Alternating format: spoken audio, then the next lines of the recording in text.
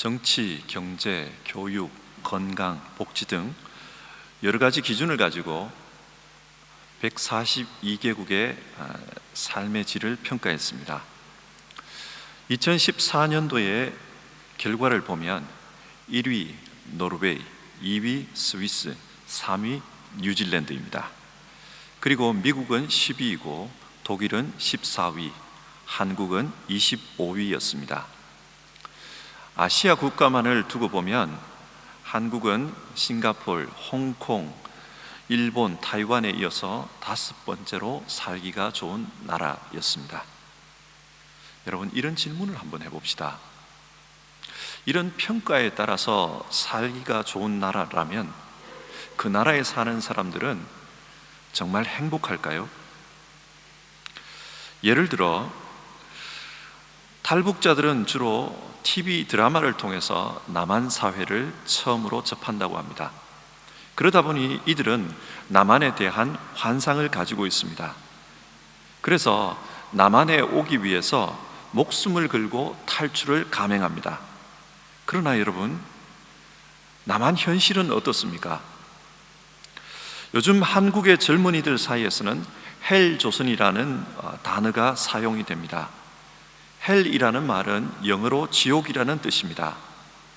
그러니까 지금 남한은 사람이 살기 어려운 지옥 같은 곳이다, 그런 말입니다. 뭐 3포 세대다, 7포 세대다, 그런 말들이 있습니다. 3포란 연애, 결혼, 출산, 이 세 가지를 인생에서 포기했다는 뜻입니다. 삶이 너무 경쟁이 심하고 돈을 벌기는 어려운데 물가는 비싸니까 점점 삶에서 포기하는 것이 늘어만 갑니다. 그래서 젊은이들 중에는 기회만 되면 외국으로 나가버리고 싶다, 그런 생각을 하는 분들이 많다고 합니다. 자, 보십시오. 어떤 사람은 그 남한에 살기 위해서 목숨을 걸고 탈출해 옵니다. 그러나 정작 남한에 살고 있는 젊은이들은 그곳이 싫어서 다른 곳으로 떠나려고 합니다. 여러분, 이것이 무엇을 말합니까? 행복은 상대적이라는 것입니다. 사람들이 느끼는 행복은 절대적인 기준으로 평가될 수가 없습니다. 그렇지 않습니까? 유럽 선진국에서 왜 자살률이 높습니까? 인간의 욕망은 끝이 없습니다. 탈북자들은 배가 고파서 먹는 것만 실컷 먹을 수 있으면 그곳이 천국이라고 생각하지만, 그러나 먹는 문제가 정작 해결되고 나면 그 다음에는 또 다른 소원이 있습니다. 그리고 그 다음에는 또 다른 소원, 또 다른 소원. 욕망은 끝이 없습니다. 인간은 절대자가 아닙니다. 그래서 인간이 만든 사회도 계속해서 상대적인 문제는 계속 발생한다는 것입니다. 예수님은 우리에게 인간 나라가 아니라 하나님 나라를 소망하라고 합니다. 하나님 나라는 하나님이 왕으로 다스리는 나라입니다. 전능하신 하나님이 다스리기 때문에 그곳에는 절대적인 만족이 있다, 그렇게 말씀합니다. 오늘 본문의 내용은 예수님께서 레위를 제자로 부르는 장면입니다. 성경은 이 이야기를 통해서 하나님 나라에 대해 말씀하고 있습니다. 그리고 복음을 믿어 이 하나님 나라에 속하라고 우리에게 권면합니다. 그렇다면 여러분, 오늘 성경이 증언하고 있는 하나님 나라는 어떤 곳입니까? 그 장면을 한번 살펴봅시다. 첫째로 하나님 나라는 은혜의 나라입니다. 은혜의 나라. 먼저 은혜라는 말을 정리하고 갑시다. 은혜는 헬라어로 카리스라는 단어인데 이 말은 선물이라는 뜻입니다. 여러분, 선물은 내 노력의 대가로 보상받는 것이 아니지 않습니까? 선물은 거저 받는 것입니다. 하나님 나라 역시 하나님으로부터 거저 받는 것이다, 그렇게 말씀합니다. 오늘 본문에 나오는 레위의 직업은 세리입니다. 14절을 보면 레위가 예수님을 만날 당시에 세관에 앉아 있었다고 합니다. 여러분, 로마가 유대를 식민 지배하면서 원한 것이 무엇이겠습니까? 그들이 원한 것은 경제적 수탈입니다. 그런데 경제적 수탈을 하면 반드시 현지인들이 저항을 하게 되어 있습니다. 그래서 로마는 직접 수탈을 하지 않고 현지인으로 하여금 세금을 걷게 했습니다. 유대인들을 세리로 고용한 것입니다. 그러니 유대 백성들이 보기에는 이 세리가 로마의 앞잡이입니다. 매국노입니다. 유대인들에게는 로마도 믿지만은 로마의 앞잡이 노릇을 하는 이 세리들이 더 미웠습니다. 그래서 세리는 유대인들에게 창기와 이방인과 같은 수준의 죄인이다, 그렇게 생각하고 있었습니다. 그런데 예수님께서 그런 죄인을 제자로 부르십니다. 14절을 보면 나를 따라오너라, 그렇게 말씀합니다. 여기서 따르다, 아콜유테오라는 이 단어는요, 같이 길을 걸어간다, 같은 길을 걸어간다, 그런 뜻입니다. 예수님은 세리 레위에게 이젠 세리로서의 삶 말고 나와 같이 길을 걸어가자, 그렇게 제안을 하신 겁니다. 근데 여러분, 이 당시 예수님이 어떤 길을 걷고 있었습니까? 하나님 나라의 길입니다. 회개하라, 하나님 나라가 가까이 왔다, 하나님 나라를 전파하는 길입니다. 사실 이 길을 함께 걸어가는 것이 믿음입니다. 자, 여기서 예수님이 말씀하시는 하나님 나라에 대해서 한번 생각해 봅시다. 하나님 나라가 어떤 것입니까? 하나님 나라는 자격 없는 세리를 불러서 하나님 나라의 제자로 삼는 곳입니다. 하나님 나라는 은혜의 나라입니다. 사실 성경의 역사는 하나님의 은혜를 기록한 역사입니다. 예를 들어 창세기 49장에 야곱이 죽기 전에 자기의 아들들을 축복하는 장면이 나옵니다. 그때 야곱은 유다를 축복하면서 이런 말을 합니다. 규가 유다를 떠나지 아니하며 통치자의 지팡이가 그 발 사이에서 떠나지 아니하기를 실로가 오기까지 이르리니 그에게 모든 백성이 복종하리라. 쉽게 말해서 유다 지파에서 계속 이스라엘의 왕이 나온다는 말입니다. 그런데 여러분, 유다가 이런 축복을 받을 만한 자격이 있습니까?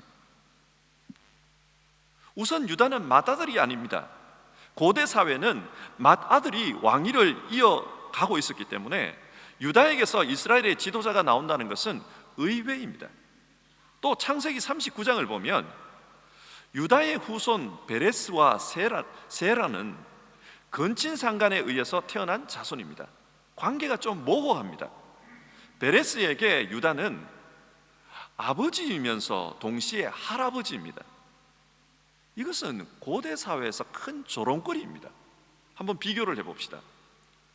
아브라함의 조카 롯이 소돔성에서 도망친 후 소알 지역에서 한동안 살았습니다. 그때 그의 딸들이 아버지와 관계를 한 후 아들들을 낳았습니다.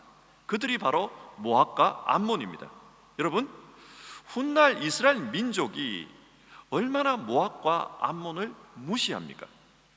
무시하는 이유는 출신이 천박하다는 것입니다. 그렇다면 똑같은 논리로 유다 지파 역시 부끄러운 가정사를 가지고 있습니다. 그런데 이런 유다에게서 왕이 나올 수 있습니까? 유다에게 그럴 만한 자격이 있습니까? 유다에서 왕이 나온다, 메시아가 나온다, 이 예언은 유다가 자격이 있어서 주신 예언이 아닙니다. 이것은 전적으로 하나님의 은혜입니다. 또 다른 예를 한번 봅시다. 마태복음 1장에는 예수님의 족보가 나옵니다. 이 족보의 특징은 5명의 여인들이 나온다는 사실입니다. 그런데 이 여인들은 하나같이 사연이 있습니다. 다말의 경우 시아버지 유다와 근친상간을 해서 아들을 낳았습니다. 라합의 경우 가나안 여자로서 여리고에 살았던 기생입니다. 사람들에게 무시당하던 그런 신분입니다. 룻은 어떻습니까? 그녀는 모압 여인입니다. 신명기 23장 3절에 이런 말씀이 있습니다. 암몬 사람과 모압 사람은 영원히 여호와의 총회에 들어오지 못하리라. 이 말씀에 따르면 룻은 메시아의 족보에 들어올 수 없는 사람입니다. 그리고 우리아의 아내 바세바가 나옵니다. 이 여인은 다윗과 간통했던 사람입니다. 여러분, 지금 마태가 예수님의 족보를 쓰면서 무엇을 강조하고 있는 겁니까? 은혜입니다. 이 여인들은 하나같이 문제가 있지만 하나님의 은혜로서 메시아의 조상이 되었다는 것입니다. 자격이 있어서 메시아의 족보에 들어간 것이 아니라 하나님의 은혜로 조상이 되었습니다. 예수님의 역사는 이 은혜의 역사입니다. 이런 은혜의 이야기는 우리 한국 교회사에서도 발견됩니다. 1901년 5월 14일에 한국인 최초의 목사가 나옵니다. 그분의 이름은 김자, 창자, 식자입니다. 그런데 선교사들이 쓴 편지를 보면 이름이 김창식이 이렇게 쓰여져 있습니다. 김자, 창자, 식자가 아니라 김창식이 이렇게 되어 있습니다. 왜 그럴까요? 이분은 원래 황해도 출신의 머슴이었습니다. 머슴으로서 먹고 살기가 힘들어 서울에 내려왔고, 그래서 선교사 10에서 머슴 일을 도왔습니다. 그 가운데 전도를 받고 나중에 목사가 된 것입니다. 처음에 선교사들이 들어보니까 동네 사람들이 창식이 이렇게 부르는 것입니다. 그래서 선교사들은 생각하기를 성은 김이고 이름이 창자, 식자, 이자구나, 그렇게 생각한 겁니다. 무엇이든지 최초라는 것은 중요합니다. 왜냐하면 그 기록이 영원히 남기 때문입니다. 그런데 하나님은 최초의 목사로 머슴을 세웠습니다. 왜 그렇게 하셨을까요? 고린도전서 1장은 하나님은 세상의 천한 자들을 택하사 있는 자들을 부끄럽게 하시는 분이라고 하셨습니다. 이게 복음의 원칙입니다. 하나님은 은혜의 하나님입니다. 그래서 은혜의 원칙에 따라 최초의 목사를 세운 겁니다. 자격이 있어서가 아닙니다. 은혜의 원칙에 따랐습니다. 여러분, 우리도 따져보면은 이 은혜를 입은 자들입니다. 바울은 로마에 있는 이방인들에게 복음을 설명하면서 이방인이 그리스도인이 된 것은 돌 감람나무가 참 감람나무에 젖붙임을 당했기 때문이다, 그렇게 설명합니다. 이방인은 원래 하나님 나라의 약속을 받지 못한 돌 감람나무입니다. 자격이 없는 사람입니다. 그런데 예수 그리스도에게 젖붙임을 당해서 하나님의 백성이 되었습니다. 자격 없는 자가 하나님 나라의 사람이 되었습니다. 은혜로 하나님 나라 백성이 된 것입니다. 이처럼 하나님 나라는 은혜의 나라입니다. 우리가 노력해서 세워가는 나라가 아니고 하나님이 오심으로 세워지는 그런 나라입니다. 우리는 아무것도 한 일이 없지만 하나님이 왕으로 오시니까 그 나라가 임한 것입니다. 하나님이 왕으로 오시니까 이 세상에 가짜 왕들이 쫓겨났습니다. 마귀가 쫓겨났습니다. 귀신이 쫓겨났습니다. 그리고 질병이 쫓겨났습니다. 당시 사람들이 한 일은 아무것도 없었습니다. 오직 하나님이 오심으로 그 땅이 하나님의 나라가 되었습니다. 은혜로 사람들은 이 영광에 참여한 것입니다. 우리도 믿음으로 살면, 너는 나를 따라오라, 예수님을 따라가면 이 하나님 나라에 속한 자가 됩니다. 여러분, 앞에서 은혜가 뭐라고 했습니까? 은혜는 선물입니다. 우리는 선물을 받은 사람입니다. 그렇다면 선물을 받은 사람으로 어떻게 살아야 할까요? 감사하면서 살아야 합니다. 요즘은 선물이 너무 흔하다 보니까 어린아이들에게 선물을 줘도 고마워하지도 않고 기뻐하지도 않습니다. 신앙인들도 마찬가지입니다. 하나님 나라라는 선물을 받았지만 그런데 기뻐하지 않습니다. 아니, 오히려 불평하면서 삽니다. 늘 내게 없는 것을 탓하면서 하나님을 원망합니다. 우리 기도 중에서 제일 많이 하는 말이 주시옵소서, 이 단어가 아닐까 싶습니다. 저도 기도를 하면서 의도적으로 주시옵소서 이 말을 하지 않으려고 애를 한번 써왔습니다. 그러니까 기도가 잘 안 되었습니다. 선물을 받은 자는 주시옵소서 이 말보다 적어도 더 많이 감사합니다 그 말을 할 수 있어야 합니다. 그게 바로 하나님 나라에 합당한 사람입니다. 두 번째로 하나님 나라가 어떤 곳인가? 하나님 나라는 하나님께서 회복시키는 나라입니다. 성경을 읽다 보면 이름에 무슨 운명 같은 게 있습니다. 그래서 그 사람의 인생은 꼭 자기 이름대로 됩니다. 예를 들어 야곱을 한번 생각해 봅시다. 야곱이라는 이름은 발꿈치를 잡았다 그런 뜻입니다. 이 이름은 다른 사람의 발목을 잡는 자, 태클을 그는 자, 사기꾼 그런 의미가 포함되어 있습니다. 실제로 초기 야곱이 사는 이야기를 성경에서 읽어보면 야곱은 형의 발목을 잡고 또 자기 성공을 위해 아버지를 속이는 그런 사기꾼 일들을 합니다. 하지만 하나님께서 이런 야곱의 이름을 너는 이스라엘이라 부르라, 이스라엘로 바꿔줍니다. 이스라엘, 하나님께서 다스린다는 뜻입니다. 그러니까 이제는 너의 뜻대로 사는 인생이 아니라 하나님이 다스리는 인생, 하나님의 뜻대로 사는 인생이다 그런 말입니다. 실제로 야곱의 인생 후반부는 하나님의 뜻대로 만들어져 갑니다. 자기의 의지와 상관없이 하나님의 거룩한 자로 그렇게 만들어져 갑니다. 이렇게 보면 이름에 무슨 운명 같은 것이 엮여 있는 것처럼 느껴집니다. 오늘 예수님이 부르신 제자의 이름은 레위입니다. 그런데 마가복음 3장에 12제자의 명단이 나오는데 그 명단을 보면 레위라는 이름이 없습니다. 어떻게 된 것일까요? 제자로 레위를 불렀는데 레위가 제자의 명단에 없습니다. 좀 더 주목해 보면 오늘 본문과 똑같은 이야기가 마태복음과 누가복음에도 기록되어 있는데 마태복음을 보면 이 부름받은 사람의 이름이 마태로 나옵니다. 그렇다면 마가복음의 레위와 마태복음의 마태는 동일인이라는 것을 알 수 있습니다. 즉 동일인을 마가복음 2장에서는 레위라고 부르고 있고 마태복음에서는 마태라고 부르는 겁니다. 근데 여러분 마가복음 3장에 나오는 그 제자의 명단을 보면 거기에 마태라는 이름은 있습니다.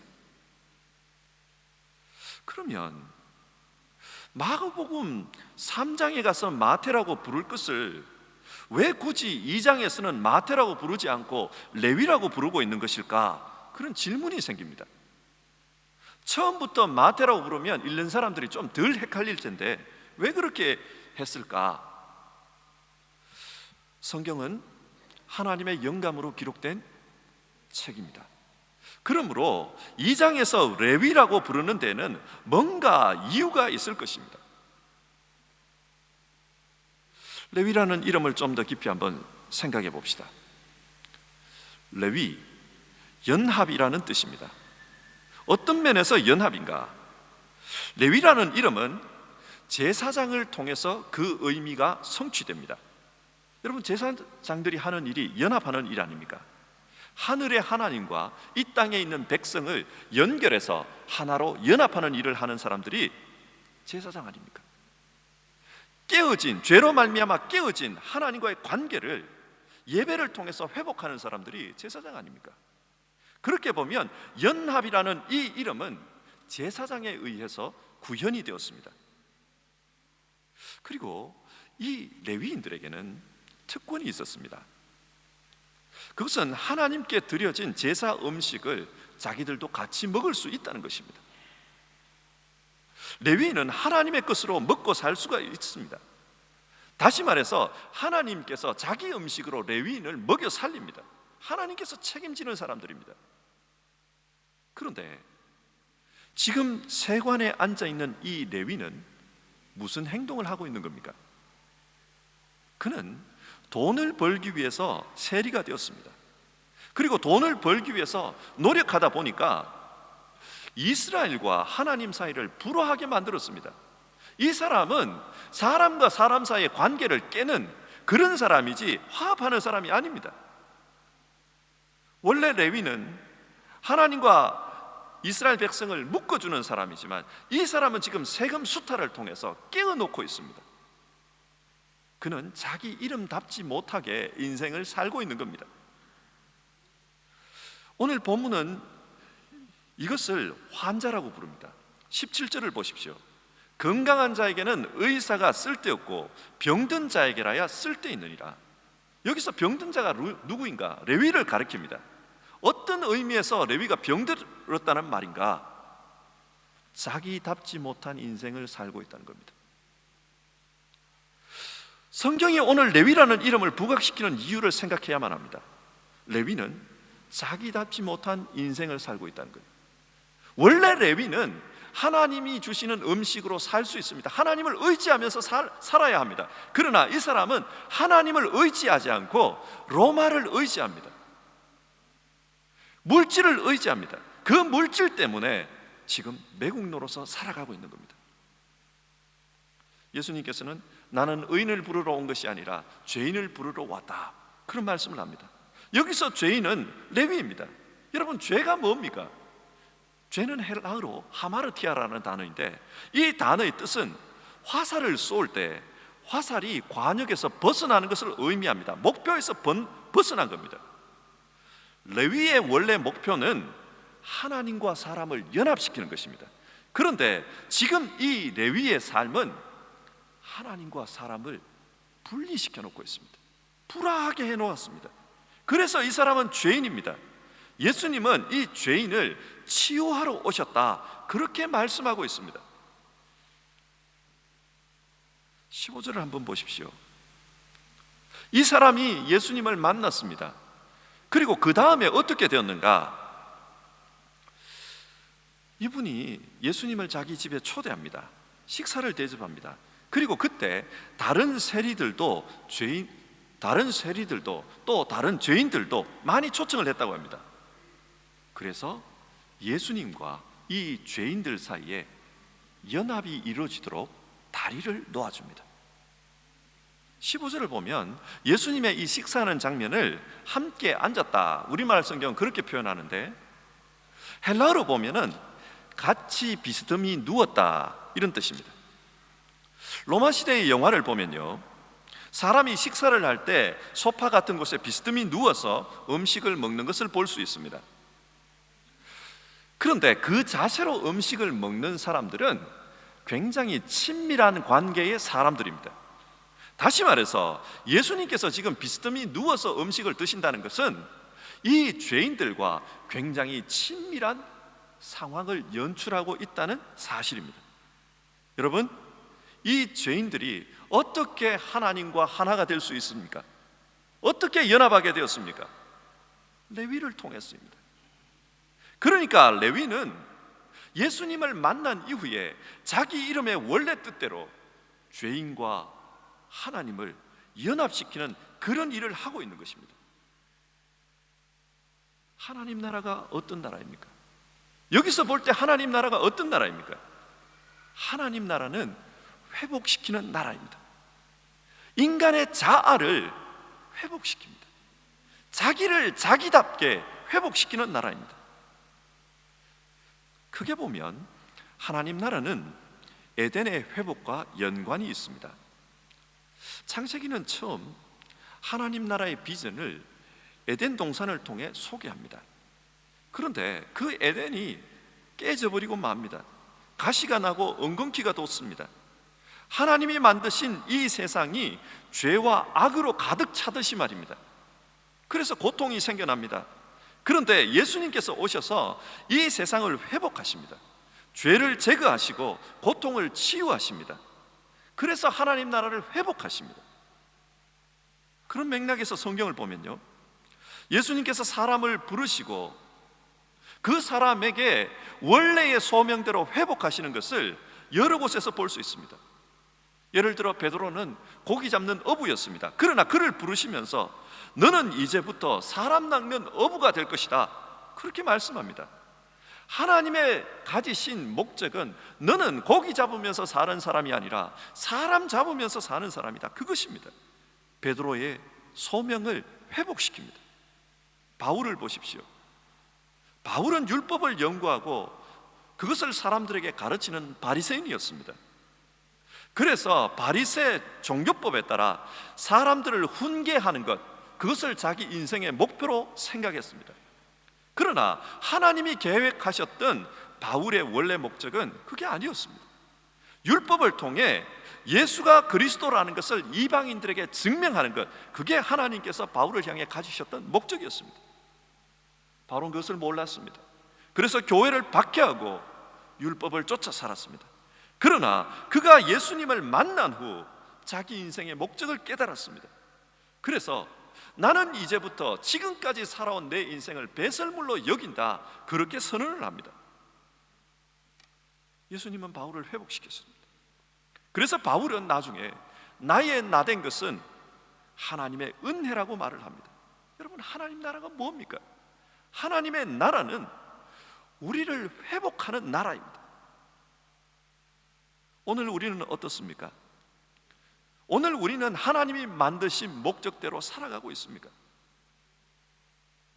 그런데 우리에게 작은 문제가 있습니다. 하나님이 만드신 목적이 뭔지를 모르겠다는 것입니다. 여기에 있는 우리 모두는 정말 하나님의 뜻대로, 하나님의 목적대로 살기를 원합니다. 그런데 하나님의 목적이 뭐냐, 그것을 아는 게 어렵다는 겁니다. 예를 들어 20대 청년들을 한번 보십시다. 20대 청년들은 고민이 참 많습니다.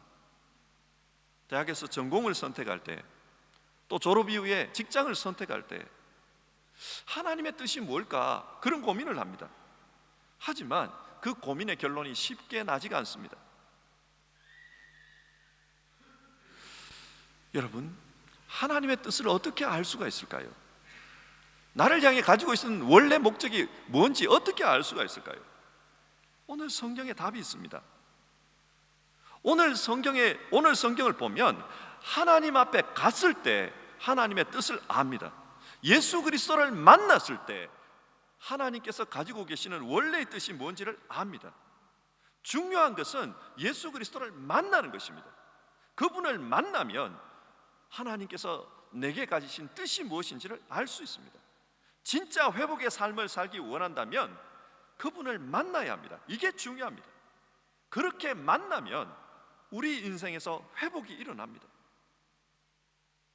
그렇다면 여러분, 우리가 예배를 통해서, 우리가 신앙생활을 통해서 추구해야 될 일이 무엇인 것 같습니까? 우리는 하나님을 만나면서 나 자신을 회복해야 합니다. 하나님의 뜻 가운데서 나를 향한 뜻이 무엇인지 그것을 보아야 합니다. 주님은 그걸 원하십니다. 여러분, 예배는 설교를 감상하는 곳이 아닙니다. 예배는 성가대의 찬양을 평가하는 곳이 아닙니다. 누가 잘 부른다 못 부른다, 그것을 평가하는 것이 아닙니다. 하나님 앞에서 내가 어떤 사람인지를 묻고 주님께서 원하시는 그 모습으로 회복되는 것이 예배의 목적입니다. 여러분에게 묻겠습니다. 여러분을 향한 하나님의 뜻은 무엇입니까? 우리에게는 이게 중요합니다. 예배를 통해 회복이 일어나야 합니다. 그런데 여러분, 이렇게 회복이 일어나면 결과가 어떻게 됩니까? 예수님은 훗날 이 레위를 마태라고 불러주었습니다. 마태, 하나님의 선물이라는 뜻입니다. 왜 이렇게 하나님의 선물이라고 불렀을까? 예수님이 볼 때 이 마태는 진짜 선물인 거예요. 예수님은 죄인들을 구하러 오셨는데 그 죄인과 예수님 사이에 다리를 놓아주는 사람이 바로 이 마태였습니다. 레위였습니다. 그래서 이 사람은 예수님이 볼 때 하나님이 보내주신 선물입니다. 여러분, 우리가 하나님과 회복되면 우리도 하나님의 선물이 됩니다. 하나님은 그것을 원합니다.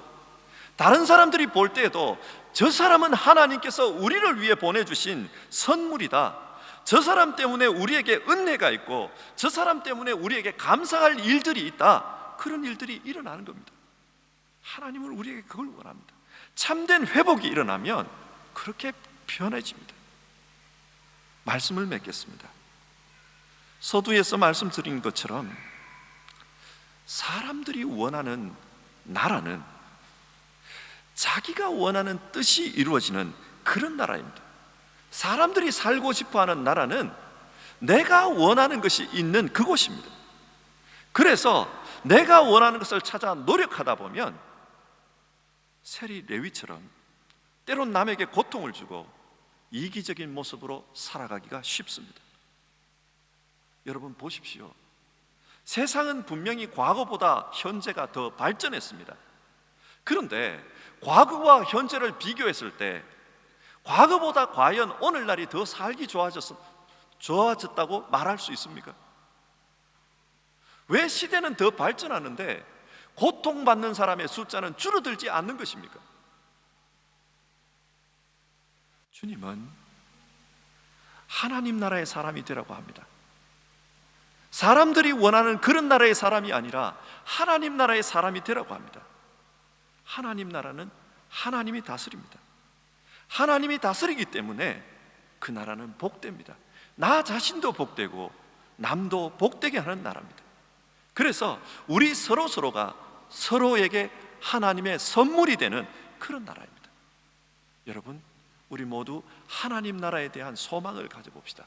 그리고 하나님 나라의 소망을 가지고 하나님이 우리에게 베푸시는 은혜, 그걸 생각해 보고요, 또 하나님께서 회복시키는 그 모습을 우리 한번 같이 상상해 봅시다.